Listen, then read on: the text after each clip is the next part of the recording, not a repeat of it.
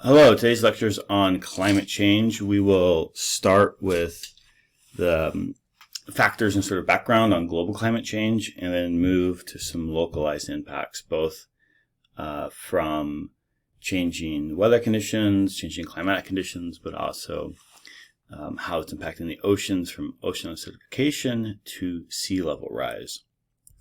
And I want to start with arguably one of the most important graphs in all of science. This graph is called the Keeling curve. It's a measurement of atmospheric carbon dioxide through time, starting in the late 50s all the way through to today. These data are actually from May 5th, 2019, but every day they put out a new measurement. And you can see a few things. First, there's a long-term increase as we start in 1958, 1955-ish, with atmospheric CO2 being in the low 300s, now to where it's increased 100 parts per million to the kind of low 400s, and it's even higher now. So you can see one is just this general trend of increasing carbon dioxide through time. And two, you can see this annual fluctuation. This annual fluctuation is driven by the differences in land mass between the northern and the southern hemisphere. There's more land in the northern hemisphere, so when it's our summer and plants are growing, they're absorbing carbon dioxide. CO2 levels atmospherically, globally, actually go down. Then when it's our winter in the southern hemisphere summer, there's less land mass, so there's less carbon dioxide being absorbed. There's more carbon dioxide being released. So that's when we get our annual peaks of carbon dioxide.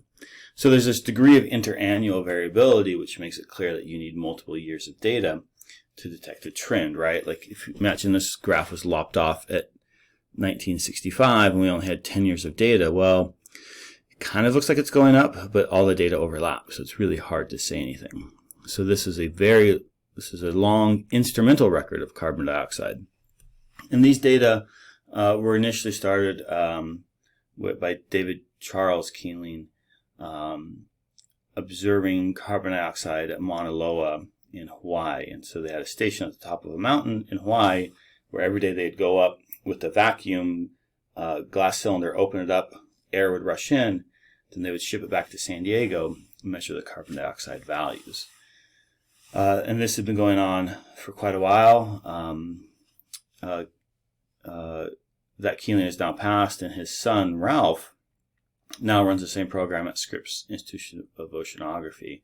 And this is like the key piece of data that we have that shows that atmospheric carbon dioxide has been increasing in recent years, and we can go back and look at that type of carbon and understand it's old carbon. It's carbon that's come from burning fossil fuels, and compare the atmospheric rise in carbon dioxide to the amount of fossil fuels we've burnt, and it all makes sense. They match up.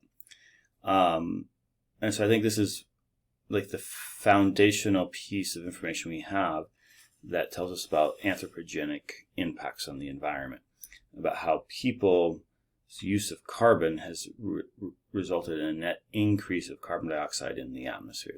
It's very important. It's the foundational piece to how we understand global climate change. And we can go back even earlier, looking at little bubbles of air trapped in Antarctic ice. So that record is limited, obviously, by the instrumental record, meaning how long have we had the capability and the funding and the interest to measure atmospheric CO2 through time. It turns out not to be that long, and so we can understand how our impacts have been over the past, say, 50, 60 years. But how does that compare to the historic and geological record?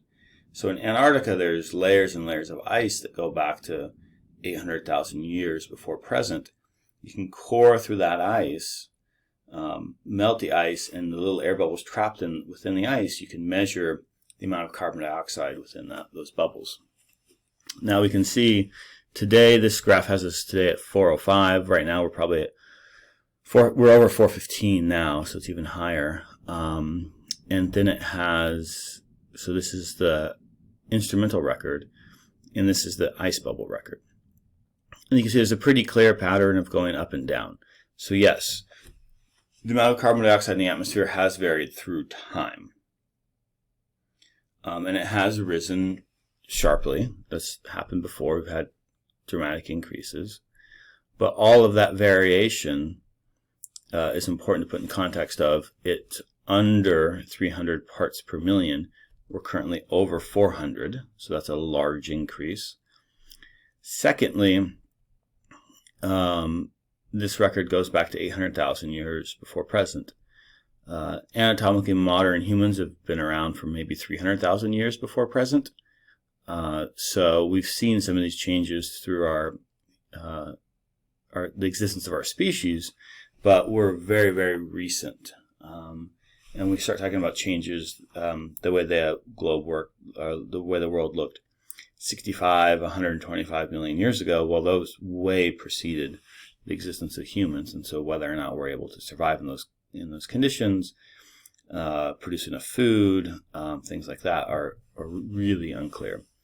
But we do know that there's been a massive rise in carbon dioxide, and that massive rise in carbon dioxide matches the amount of fossil fuels that we're burning. And we can measure the type of carbon in the atmosphere, the isotopic makeup of that carbon, and know that it's very old carbon that's coming from burning of fossil fuels.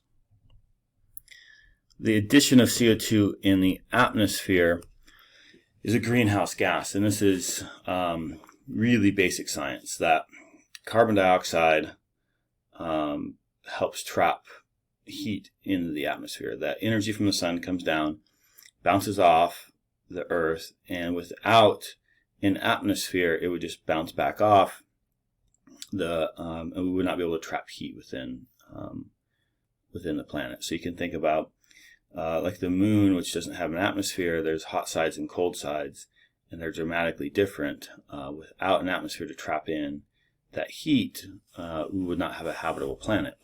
Now, having more carbon dioxide is now trapping more heat, and that's the fundamental basis of global climate change, is that increased carbon dioxide traps in more heat, which manifests itself in different ways.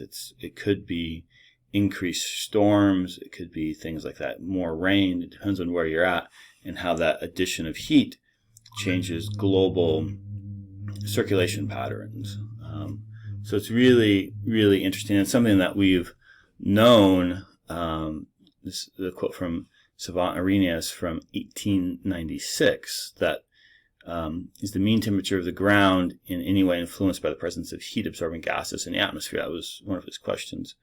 At that time, they thought that this would actually be a good thing. Granted, we're talking about scientists working well before iPhones in 1896. And now that we have got a better understanding of how carbon dioxide operates in the atmosphere and how that changes our climatic conditions, there's lots of cause for concern. And carbon dioxide is not our only greenhouse gas of worry. There are other gases that have greenhouse effects in our atmosphere. Now, fossil fuel combustion of carbon dioxide represents 76% of our total greenhouse gas emissions. There are some other ones that are also really important. Methane. Methane, while the volume of that release is smaller, it's a much more potent greenhouse gas. So a small amount of methane can actually have a larger impact on greenhouse impacts. Other carbon dioxide, so carbon dioxide typically associated with land use changes, only contributes about 5% of the total atmospheric greenhouse gases. Nitrous oxide, 6%, and other greenhouse gases, about 3%. So the majority of it is coming from the combustion of fossil fuels. Methane is a major contributor as well.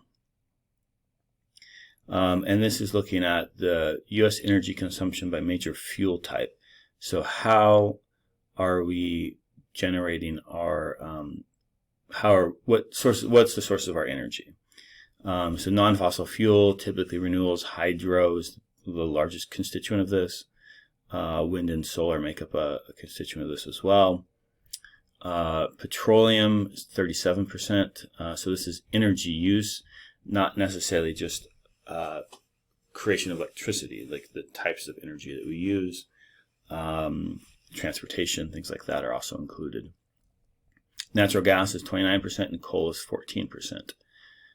What's interesting is that if you remove fossil fuel or non-fossil fuels, you can see that coal and petroleum, if you compare the two, we use over twice as much petroleum than we use coal. And then if we look at the amount of CO2 released by fuel type, see that natural gas has a disproportionately lower amount of carbon dioxide released per unit energy created, where coal has a much more, has a higher amount of CO2 released per amount energy used. So coal releases more CO2 per amount energy that we get compared to natural gas and even compared to petroleum. So when we burn coal to get, say, a kilowatt of energy, we release more carbon dioxide than if we burnt an amount that whatever amount is required of natural gas to create a kilowatt of energy. Less carbon dioxide is used. So coal unit per unit creates more CO2 in the atmosphere. Now, when we just look at the electrical sector, the major fuel energy sources for the U.S. For the electrical sector, we have almost 40% non-fossil fuels, 34% coal, and 26% natural gas. Now we can start to see a huge difference between natural gas and coal, where coal is making up a third of the fuel that we're using and 70%, almost 70% of the carbon dioxide that's released, where natural gas is resulting in about 26% of our energy and about 29% of our overall carbon dioxide. And petroleum is a small amount. We typically don't burn petroleum to produce electricity. The prior graph was showing all of the ways that we use energy, which includes transportation, which is why petroleum was such a large piece of it. Here, this is burning of fuels or generation of electricity, either through primarily coal, natural gas, or non-fossil fuels. And you can see that coal is still a large portion of our energy production. It's much less in Washington, but particularly in areas where there's a lot of coal. It's used pretty exclusively, and they're mostly legacy coal plants. That we're not producing that many new coal plants right now, but there's still quite a few in existence. So we talked about carbon dioxide in the atmosphere, and we've mentioned that it can impact temperature.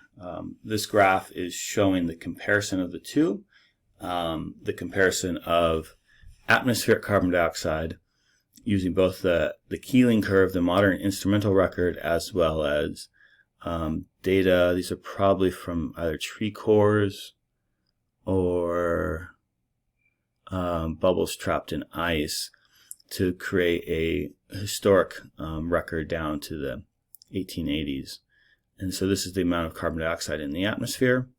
And we can compare that to the global annual temperature, which is quite variable. So our climate is not the same every year. We have large global shifts in temperature driven by things like the Pacific Decadal Oscillation and ENSOs or El Niños, these global events that change the pattern of winds and really impact our global temperature. So we can see that there for sure have been anomalously warm years, and there's been some variability up and down, but from the 50s through today, there's been a disturbingly large increase in temperature.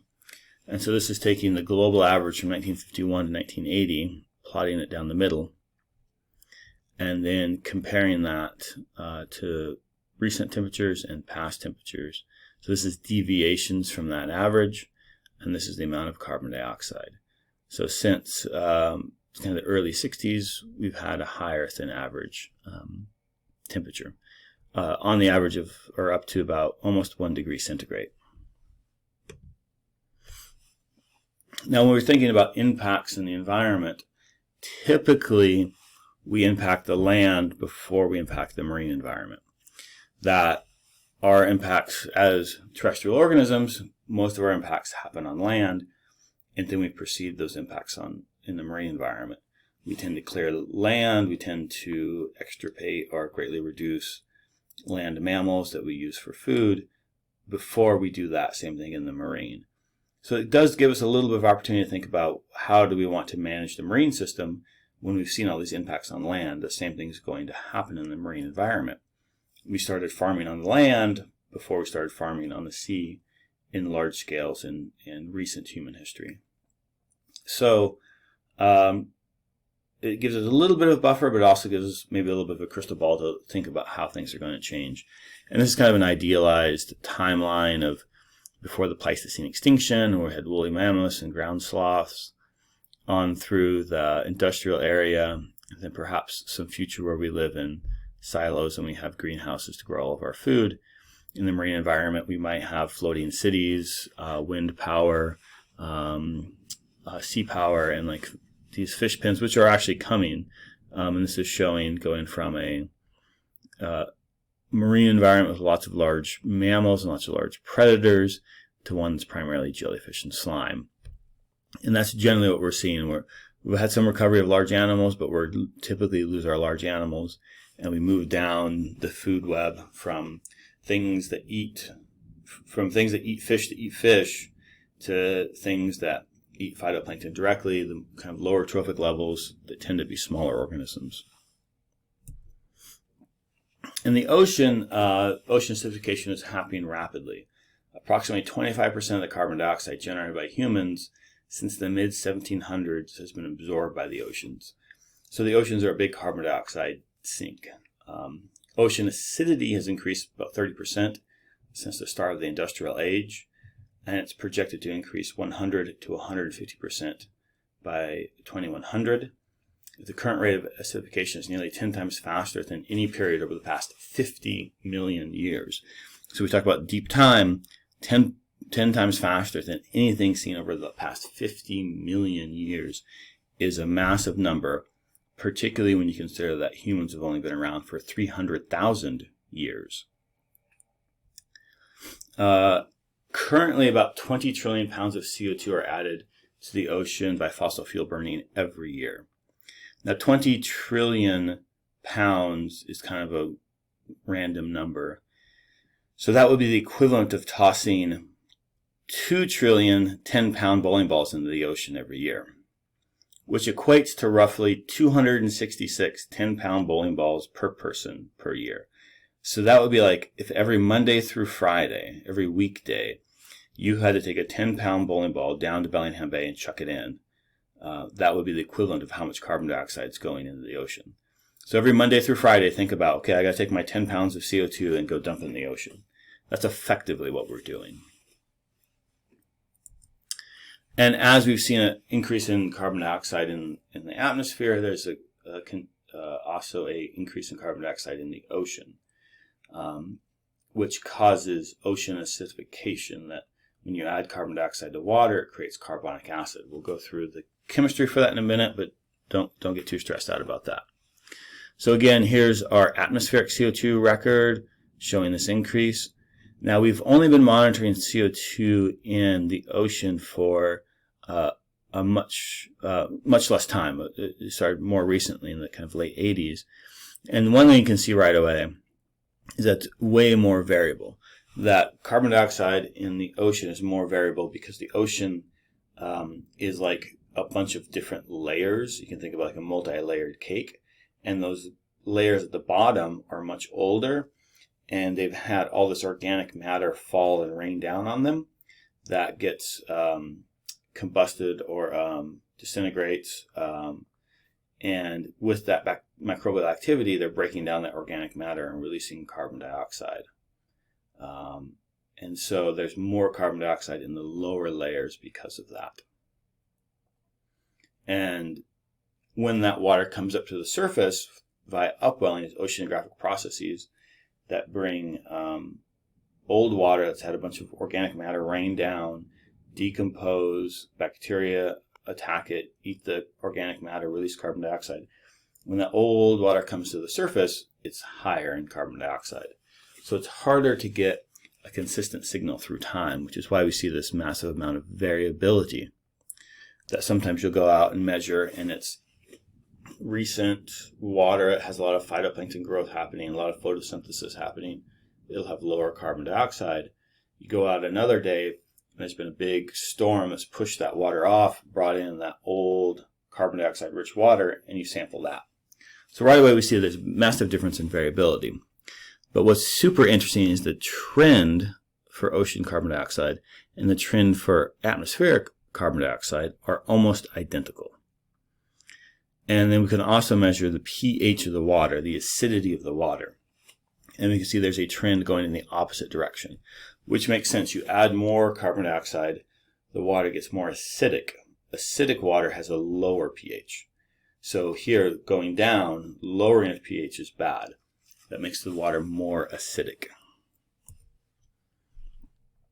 And the fundamental chemistry for that is pretty irrefutable, that when you add carbon dioxide to water, it creates carbonic acid.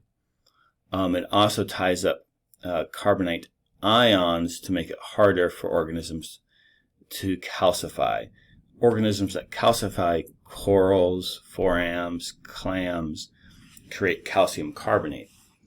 Carbonic acid tends to tie up a lot of the carbonate ions into bicarbonate, making them less available for calcification. So both the lower pH or increased acidity is difficult for calcifying organisms, as is the carbonate ions already being tied up. So it impacts them in two ways. Ocean pH has also been estimated or modeled based on historic data as well as using geological data to go into deep time. So these data are looking at ocean pH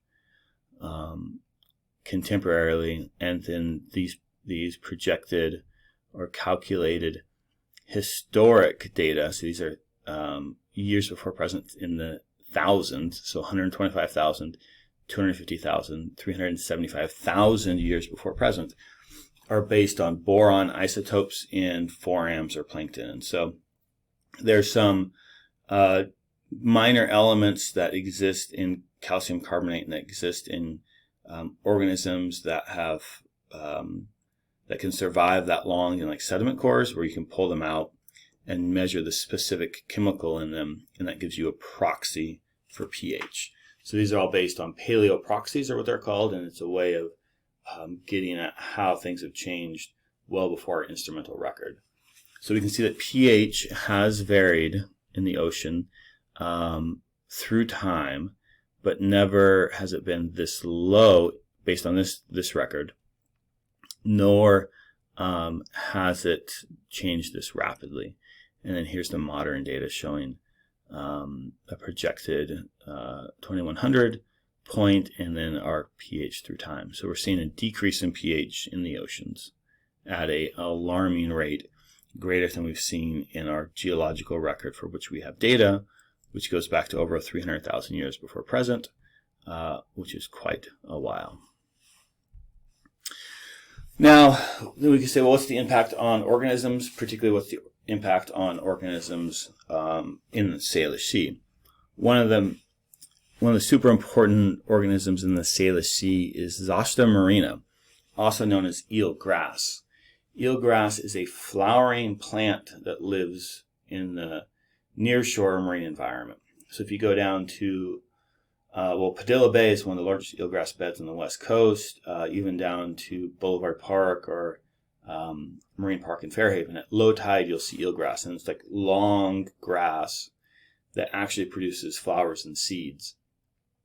They're commonly mistaken for seaweeds, but they're not. It's an angiosperm. It's a flowering plant. It's the same, more or less. It's the same kind of, it's related to more related to the grass in your yard than it's related to the seaweed right next to it. And Zoster marina is super important because it's massively productive. It grows a lot. It fixes a lot of carbon, provides food for lots of organisms, as well as a three-dimensional habitat for which things hide in. It's used as a nursery for Dungeness crab. Nudibranchs attach to it and feed. They lay their eggs on it, as do herring lay their eggs on Zoster marina or eelgrass.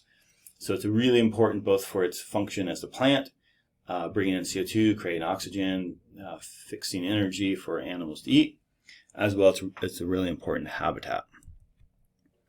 Now, this is one of these so-called CO2 fertilization experiments where you can take a bunch of eelgrass, put them in a tank, change the CO2 level, and see what happens. And with the addition of increased carbon dioxide, Zoster marina is more productive, meaning it grows faster. And so here's our CO2, here's the basic, more acidic, so more CO2, and here's their biomass, how much they grow over a certain period of time, and they grow the most in the high CO2 environments. So at the surface that could seem good, but this is a shallow near-shore plant that's going to be massively impacted by sea level rise for habitat loss. And also in the Salish Sea, we're predicted to see greater winter storms. These big winter storms will wash away the near-shore sediment, wash away the eelgrass. That's of concern. Additionally, we're expected to see more hotter, dry days. Those hot, dry days can kill eelgrass at low tide. So we have good lows during the summer. It can actually kill eelgrass. So we have to look at all the different factors, not just what's the impact of CO2 directly, but what are the indirect effects? How is that impacting sea level rise? How is that impacting our climate as it relates to storms and weather patterns? Now, other organisms are not predicted to fare as well. These are a number of calcifying organisms, coccolithophores, which are a phytoplankton, planktonic forams, mollusks, clams, mussels, things like that, echinoderms, sea stars, tropical corals, and coralline red algae, which we have around here. It's a really cool algae that has a kind of calcified shell. In general, most of these are predicted to decrease. They're predicted to not be happy under an increased CO2 scenario. There's a few potential increases. There's one that might be a kind of a Goldilocks zone where it'll do okay for a little while, and then once CO2 hits a certain peak, it'll drop down, and some it might not matter. But the vast majority are not happy under an increased carbon dioxide world. Now, one of the other major impacts from climate change is sea level rise. And the idea is that as global temperatures warm, ice at the caps melt, ice that's stored on land, that ice that melts turns into water, that water goes in the ocean, and it lifts the level of the ocean up. We're filling the bathtub up with more water, and that water is going to impact us. So here's measurements of sea level through time. You can see this recent increase, and then projections for the future based on different carbon use scenarios. And so depending on how we use carbon in the future, that's going to impact that amount of sea level rise. And if we think about that locally, this is a really cool website, Surging Seas Risk Zone Map. And so you can pull up this map, zoom to anywhere around the world, turn the level of the bathtub up and see what happens. And so I've selected the Lummi Reservation, Bellingham Bay as an example to think about how sea levels are going to change. So let me jump back real quick. So by the year 2100, we're expecting a 0.6 meter rise in sea level. That's nearly 2 feet.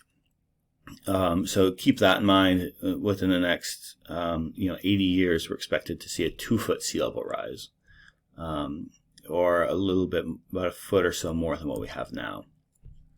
So at our current sea level, this is what the coast looks like. If we increase sea level by 1 foot you can see that large sections of this is the Lummi Reservation all through here, through here and out. Large sections of the Lummi Reservation will be inundated or flooded. Large sections of Murrieta will be flooded. Parts of coastal Bellingham, parts of Chuckanut. So let me go back and forth. So camera 1, camera 2.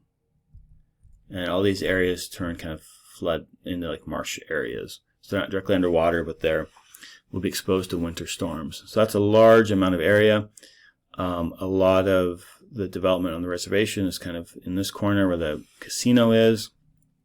The peninsula here has a bit higher elevation, but this is already effectively an island. This will make it much, much greater, much more so, where we'll have to have large bridges just to get out to the main part of the reservation. And this is expected to happen in the next 80 or so years. If we go up 2 more feet, then we have a greater inundation through the Quina area. So all of this really cuts off the peninsula to be a standalone island. We have more inundation in downtown Bellingham. Sandy Point's kind of cut off here. Sandy Point is not in good shape. Sandy Point is a housing development out there now that during high tides with big winter storms floods, and it's not a place where I'd want to buy property at this point in time. And then 3-foot rise, you can really see now we're creeping up across Slater, further into Ferndale. Sandy Point is a lost cause at this point in time. We have increased flooding in downtown Bellingham, Whatcom Creek area. If we look at another community, we can move down to Skagit County. This is Fidalgo Island. This is the Swinomish Reservation. It's just on the other side of the Swinomish Channel here. Marches Point, where there's massive oil refineries. And Padilla Bay, which is the largest eelgrass bed on the west coast of the U.S. If we look at how it exists today with current sea level, this gives us an idea of how it looks. And with just 1 foot of sea level rise, we lose both massive amounts of agricultural land in the Skagit Valley, as well as a big chunk of the Swinomish Reservation. So they're separated by the channel here. Now they still have all this upper land here that would be out of the water. However, most of the economic development and most of the tribal administration is down in these lower levels. So it's a massive impact, as well as loss of shellfish resources and other areas that become inundated. The 2-foot rise continues up further, and then so we can see Skagit, the Swinomish is really vulnerable to sea level rise, and they've actually been one of the major leaders in doing climate adaptation plans for quite a while, and that's actually been driven by the membership, by a realization that climate change and sea level rise is not something that's going to happen in the future. It's something that we're seeing right now. They had a couple big flood events where a high winter tide combined with a big storm surge really flooded out large portions of the reservation, and that was a real wake-up call that this is something that's happening, not something that's going to happen, and so we need to be prepared for that. For Whatcom County, if 4 feet of sea level rise were to occur, and this could be not necessarily from sea level rise, but you could have a 1 or 2 foot rise in sea level and then a large storm that's pushing a few feet of water onto the land, can impact a lot of things. One is it can impact 3 hazardous waste sites, a wastewater treatment plant, 27 miles of road. It can destabilize a lot of areas, impact about 760 people's homes. The likelihood of this 4-foot flood 2030 is 1 to 11%, 2050 11 to 98%, and by 2100 100%. So that's not saying that we're going to have a 4-foot rise in sea level, but we could have 4-foot flooding. This last year, Birch Bay had a pretty good one where, again, high tide, a big winter storm came in and just completely destroyed one of the waterfront restaurants where waves were crashing through their windows into the dining area and shooting water out the back door. That's likely going to keep happening. They can rebuild, but it's probably going to happen again in a couple of years. So these big flood events happen with that combination of a slight increase in sea level and then these big storm events. And we're predicted to see greater winter storms. So we're predicted to have the bathtub go up higher, and then the sloshing from big winter storms also increase. So we're going to see both of these in the very near future. Now we can think about how our local fossil fuel industry operates in Bellingham. We have a large amount of refineries both here in Bellingham and in Skagit County, and all around the Salish Sea. Oil pipelines, oil transport is a major part of the industry in the Salish Sea. Locally, we have a couple large refineries. We have BP and Phillips 66. These are both two large refineries in Ferndale that bring in crude oil, refine it, and then ship out gas. They bring in crude via ships and also by rail. So BP takes crude in via rail and ship, and I think Phillips 66 just does by ship. Additionally, in this Cherry Point industrial area, there's natural gas energy production, as well as another natural gas fired power plant in Sumas. We also have Intalco, that is aluminum smelter, all just north of us here, south of Birch Bay, right along this Cherry Point industrial area. So this area is built up of large industrial plants that make burn natural gas, that smelt aluminum, and two large refineries.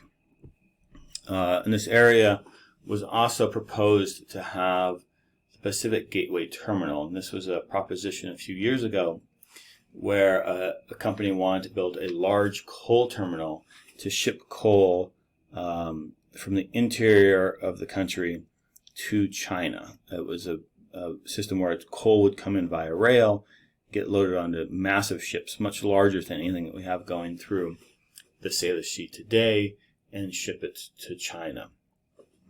This involved the proposed purchasing of 1,100 acres right here that had access to this deep water terminal.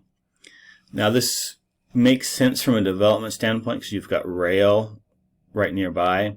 Your neighbors are aluminum smelters, gas-fired power plants, and then two refineries. And so you could see from a developmental standpoint it being very attractive. There was a fair amount of local opposition, including Lummi really leading the charge behind that. And we'll talk about what happened there. But the idea was to build this big wharf where these massive ships would come, dock, and get loaded with coal. Now, the thing with coal is it cannot be stored undercover because of explosion concerns.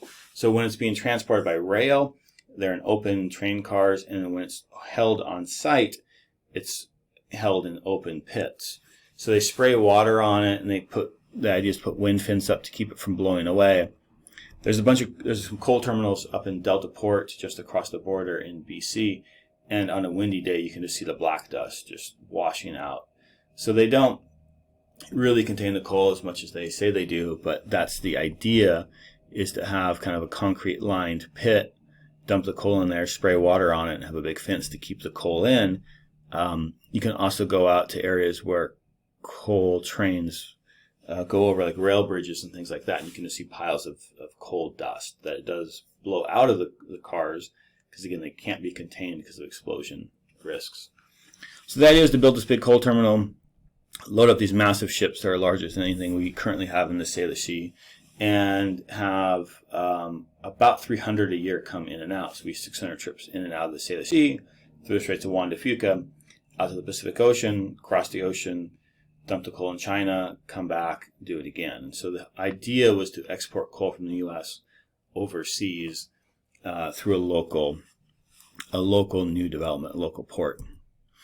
It really pitted a lot of neighbors against one another. This is a sign of Good Jobs Now, Pacific Gateway Terminal, which is a sign supporting this development for the purpose of having high-paying jobs. Many of the refinery workers that are hired by Phillips 66 and BP are paid very, very well. Many of their workers have six-figure salaries. They have a very comfortable quality of life. They have to work a lot it's grueling work, and they have to do crazy amounts of overtime during turnover, but it really does provide a lot of financial support for this county. So there's a strong push to increase that.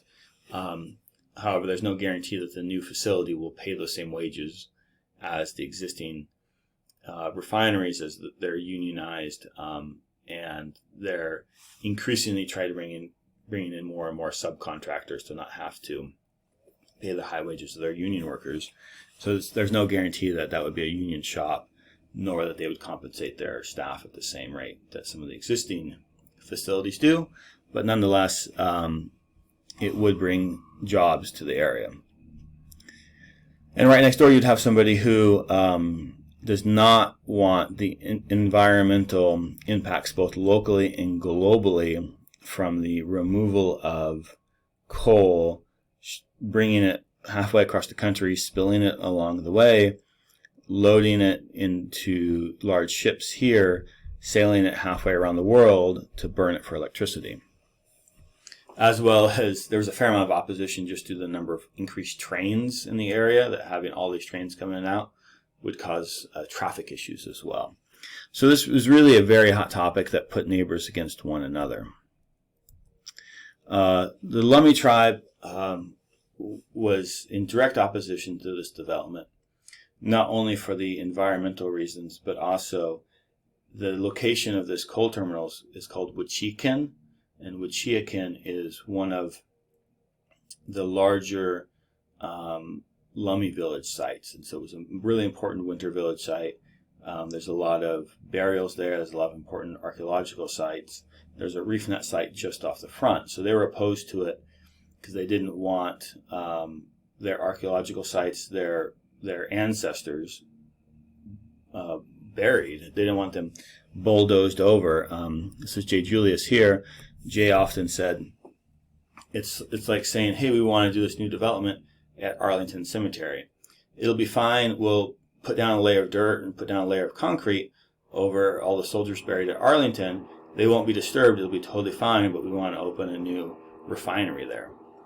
That would never happen. He made that same analogy to this particular site, that there's a lot of burials there, and this would be very disruptive to the Pacific Gateway's terminal's response is, well, we'll bring in like 3 or 4 feet of new dirt, and we'll pave over that, so everything will be protected underneath the pavement. Lummi did not find that acceptable, and opposed the U.S. Army Corps of Engineers permit to put in this terminal. And they raised those issues. They raised the environmental impact issues, which Pacific Gateway Terminal fought with their own reports of saying that there be no environmental impact. And then they also raised another issue, that having 300 massive ships come in and out every year, 600 trips back and forth, would impact their ability to fish. It would impact their ability to put crab pots out. It would impact their ability to put nets out to catch salmon. It would impact their treaty right to fish. And that wound up being the piece that resulted in the permit being denied. That was the part that forced the U.S. Army Corps of Engineers to deny the permit, because if they approved the permit, it would impact a treaty right, which supersedes everything else. So it was that impact of the ships coming in and out to impact the treaty right that ultimately resulted in this permit being denied and the coal terminal not being built at Cherry Point. And then they put in, there's an aquatic reserve at Cherry Point, which many folks thought it would protect it. But you can see there's this little cutout right at where the Pacific Gateway Terminal was proposed. There's cutouts around the piers. And so it is an aquatic reserve, but they cut out all the areas where they want to do heavy industrial development. So this cutout was kind of planned into this aquatic reserve. They passed a bill to fill that in, and that's later been challenged. And so it's unclear what's going to happen with the aquatic reserve in this area. This piece of land is still for sale. The coal terminal is not the first proposed development in the area. It's probably the third or fourth. every 10 or 15 years somebody comes along and wants to do something there. And it does make sense because it is a very attractive area. It's a deep water port. It has rail access. Your neighbors are aluminum smelters and refineries.